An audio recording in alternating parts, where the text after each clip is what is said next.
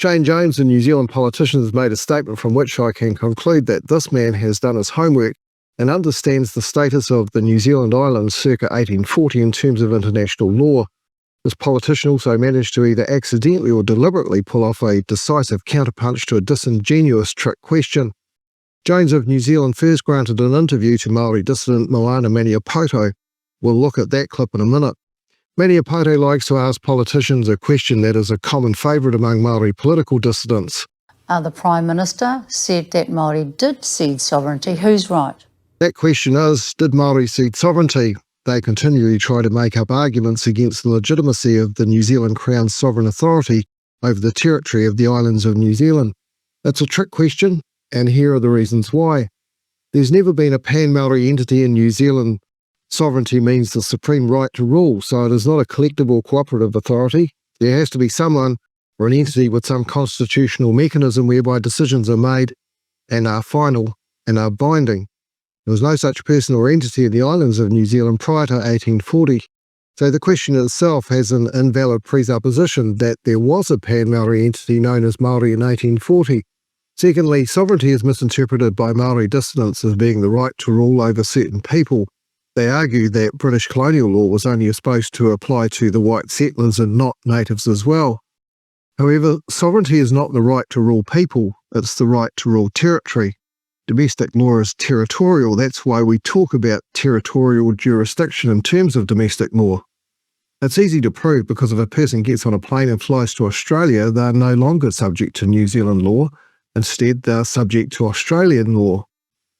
For me, if I was asked the same question, did Maori cede sovereignty, I would say that I need more information. I would ask, what is the Maori being referred to, and sovereignty over what is in question? There is only one possible interpretation of the pre-1840 habitation of the islands of New Zealand that can lend itself to any suggestion of a sovereign authority being present in terms of orthodox international law. This is the possibility that individual native chiefs held sovereignty over their separate tribal lands.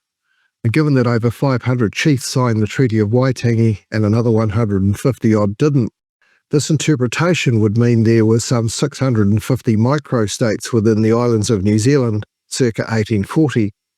Without asking for more information, as I would have done, Shane simply reverted to that only possible pathway to pre-1840 sovereignty, a rangatira's individual authority over his tribal lands. Watch as Shane completely baffles Maniapoto with 1840 realities. The Prime Minister said that Maori did cede sovereignty. Who's right? Well, the Labour Party... No, that's a yes or no. Who's No, right? right? Of course the sovereignty was ceded.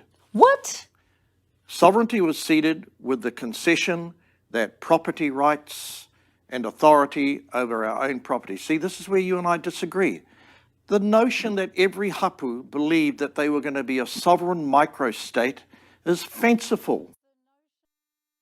Following on from what Shane Jones has pointed out, the answer to the question, did Maori cede sovereignty, is really about whether each chief who signed the treaty ceded any supposed sovereignty they claim to have over individual tribal land.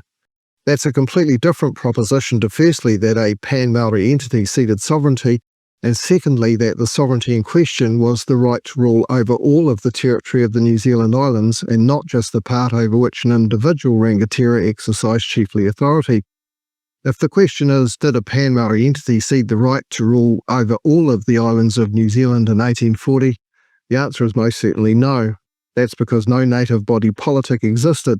Maori is an ethnicity, not a body politic. There's no doubt at all that there was no supreme pan-Maori authority or other supreme ruler who had the right and recognition to rule all the islands of New Zealand in 1840. It follows that there was no sovereign rule here prior to the extension of British Crown sovereignty. The trick question is usually asked in the context of what effect the Treaty of Waitangi had on any pre-existing sovereignty. It's crucial to understand the very careful wording of the treaty.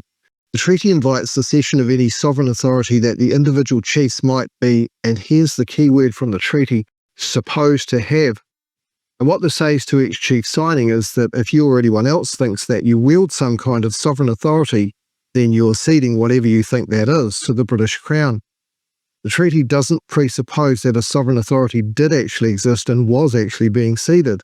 It merely took into account any notional claim by any of the chiefs or their future descendants. The Crown sovereignty over the islands of New Zealand was an extension of the pre-existing sovereignty of the British Crown. It was not a new sovereignty, nor was it a transfer of existing sovereign authority held by someone else. There was no pre-existing New Zealand law in 1840. There was no carryover or maintenance of local law, as would often happen in the colonial empire. British rule was simply an extension of the long-standing pre-existing sovereign authority of the British Crown into a new territory. In other words, the question of cession of an existing sovereign authority resulting in a power to rule the New Zealand islands being transferred from a native body politic to the British Crown is not part of the factual history of the New Zealand islands. That simply did not happen. Dissident neo-Marxist traitors like to speak of pre-1840 New Zealand as a nation and its native population as a body politic identified as Maori. That's a wild fabrication. The New Zealand islands were inhabited by independent Polynesian tribes that had migrated from different places in different waves over the centuries preceding 1840. The argument that chiefs held sovereign authority over their individual tribal lands is also fraught with problems. It's well known that settlers in the Crown had persistent issues with entering into land transactions with one group of natives, only to have others complain that they had an interest in the land as well. This problem of establishing where customary native authority was vested led to the White War in 1860. Regardless of whether Rangatira thought they had sovereignty over their individual tribal land or not, the British Crown sovereignty extended to all the land of New Zealand, and that again is explicitly stated in the treaty. Even if there could be individual chiefly authority over tribal land, any such sovereignty was subsumed by the overarching British authority over the whole territory. That was the whole purpose of the treaty and the way in which it preserved native property rights that would have otherwise not been recognised.